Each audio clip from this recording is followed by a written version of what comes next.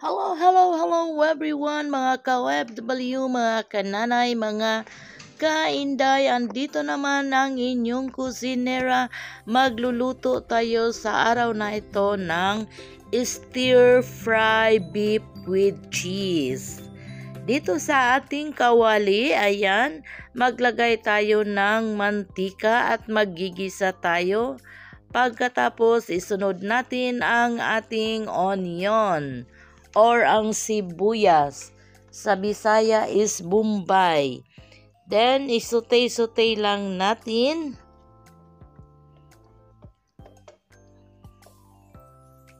Pagkatapos, isunod natin ang ating sliced ginger.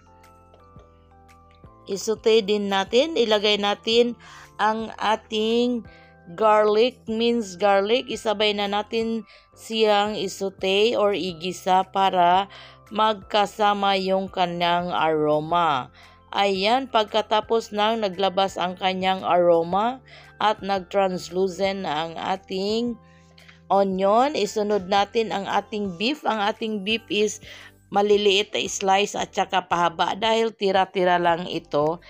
Sayang naman at itapon lang nila. Ayan, ayaw na kasi nila. Kaya ginawa natin ng paraan para may maulam tayo. Gagawin nating masarap na stir fry. Ayan, igisa lang natin yan hanggang mag-change at kaya ang color. Pagkatapos lagyan natin ng mga pampalasa na ating gusto. Kung anong available sa ating kusina na pampalasa, yun ang ating ilagay para sa sarap ang ating niluluto. Sa hindi pa nakasubscribe sa ating channel, just click the subscribe button and notification bell para ma-notify kayo lagi sa ating mga newly uploaded recipe. Then, nagdagag tayo ng asin at saka paminta pampalasa. Ang asin is tansyahin lang para hindi aalat ang ating ulam. Then, naglagay din tayo ng seasoning granules at isunod natin ang ating Thai patis. Ito is pampadagdag lasa din sa ating ulam. Pag sa Pilipinas ay Pinoy patis. Wala kasi tayo ditong Pinoy patis, kaya ito lang available sa ating kitchen, kaya yan na lang ang ating ilagay. Ayan, imekos-mekos lang natin. Pagkatapos maglagay tayo dito ng chili powder or sriracha powder. Ayan, optional lang yan. Masarap kasi may sipa-sipa ang ating niluluto, may kagat-kagat. Medyo maanghang. Ayan, mga available lang yan sa kusina na mga sangkap ang ating nilalagay dyan. Kung sa Bisaya, pinalagpat or sa Ilonggo, pinalagpat na luto. Then, maglagay tayo ng carrots at saka patatas. Isabay na natin yang iluto dyan sa ating beef. Ang beef natin is maninipis lang yan, kaya madali lang yang lutuin. Kaya isabay na natin luto ang ating patatas. Then atin imekos-mekos, halo-haluin lang natin.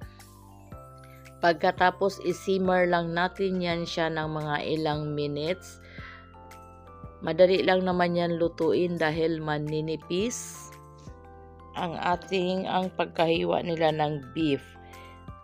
Ayan, kinakain kasi nila yan sa pagdadayet nila. Ayaw na, parang na umay na ata dahil yan lang araw-araw ang kinakain nila, kaya ayaw na naman. Ayan, mayabis sabi na yan. Sinimmer lang natin hanggang kumulo. Then atin lang once in a while ihalo-haloin mekos-mekos para hindi masunog ang kanyang ilalim. Ayan, halo-halo lang hanggang matapos. Again, sa hindi pa nakasubscribe sa ating channel, just click the subscribe button and notification bell para ma-notify kayo lagi sa ating mga newly uploaded recipe at masasarap na ulam. Again, isimmer lang natin ng mga ilang minutes. Ulam pa, katakam-takam na umahalimuyak ang ating niluluto.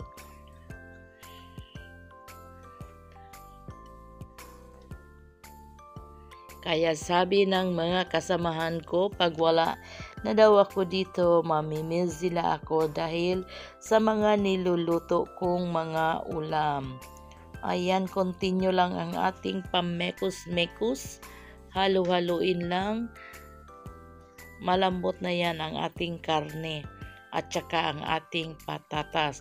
Sa puntong ito, maglagay tayo ng cheese powder at saka yung Mexican powder. Ayan.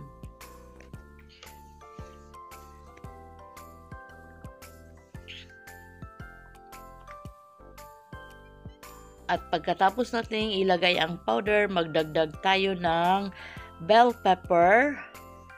Ayan. Para lalong sumarap ang ating niluluto. Parang nasa restaurant lang tayo kumakain.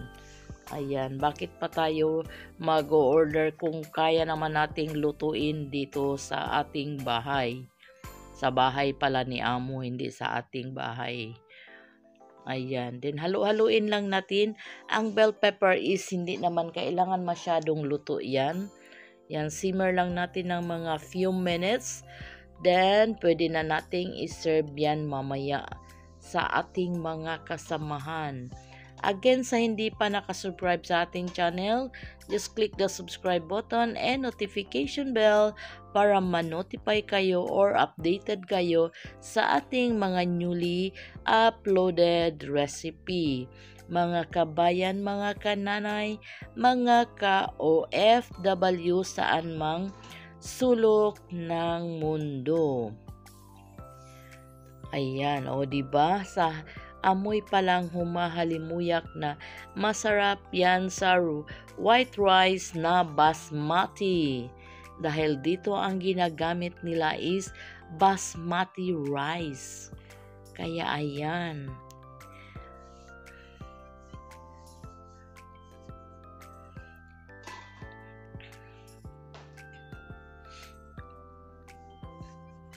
Busog match na naman ang ating mga kasamahan.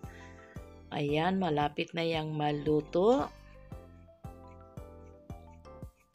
Ayan, pakuluin lang natin konti. Pagkatapos, pwede na natin yang hainin.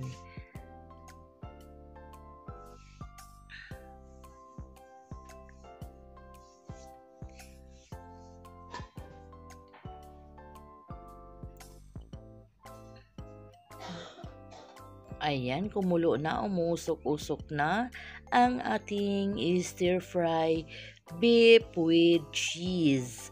Sa puntong ito, luto na ito. Pwede na nating ilagay sa ating serving plate. Ayan. Dito natin ilagay. Sana'y nagustuhan nyo ang ating niluto sa araw na ito. Bon appetit, maraming salamat. Thanks for watching. See you in my next video. Bye-bye. God bless and be safe all.